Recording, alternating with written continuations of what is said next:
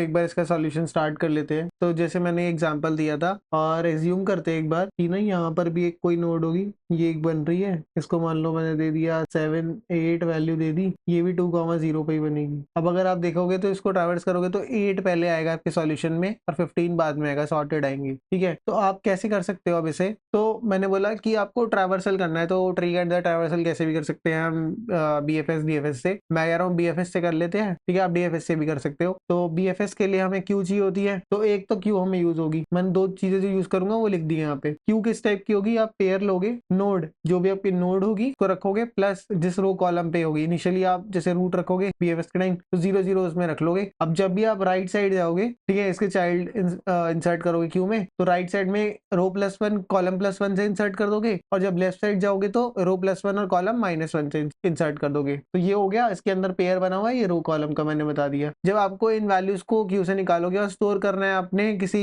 Result के अंदर, तो पहले इसको मैप में करोगे, बिकॉज आपको सॉर्टेड वैल्यूज चाहिए इस वाले केसेस में। पहले तो मैप में आपने इंट और मैप टाइप के बना लिया, क्योंकि आपको रो कॉलम और उसके बाद वैल्यूज चाहिए। तो पहले ये वाला तो रो के लिए हो गया, अब इसके बाद ये कॉलम। अब इसके बाद आपको क्या चाहिए थी, यहाँ पर मैं वेक्टर भी रख सकता था। क्या रख सकते हैं, ऐसे सॉर्टेड रहे तो मैंने मल्टीसेट रख लिया, मल्टीसेट से ये सॉर्टेड वैल्यूज रहेंगी। अब जब आप निकालोगे वैल्यूज तो ये मल्टीसेट से निकाल के और अपने रिजल्ट आ रहे में भेज दोगे रिटर्न में। तो टाइम इसमें अगर आप देखोगे तो n log n लगेगा, क्योंकि सारी आप ट्री की नोड्स पे जा रहे हो तो n तो है ही, और मैप में इंसर्ट करने के लिए log n लगता है, ठीक है, क्योंकि ये सॉर्टेड मैप है। तो log n हो गया n log n, और स्पेस आपकी o n लगेगी क्योंकि सारी आप नोड्स को इंसर्ट करोगे ही करोगे।